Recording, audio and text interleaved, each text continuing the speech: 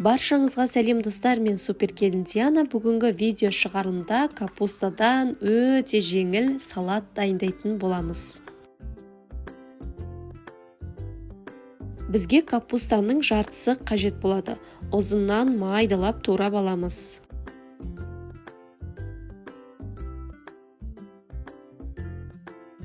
Капустаға аз ғана тұзды салып, қолымызбен араластырып жібереміз. Келесі кезекте қиярды да дәл капуста сияқты ұзыннан солонка етіп тураймыз.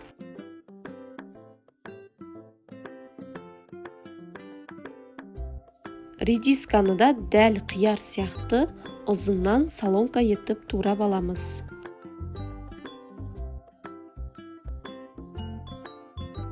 Келесі кезекте жүгері қосамыз.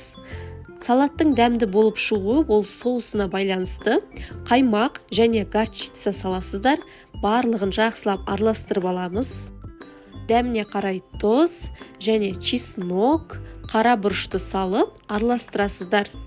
Соус дайын болды. Енді салаттың үстіне құйып, барлығын қайтадан жақсылап араластырып аламыз.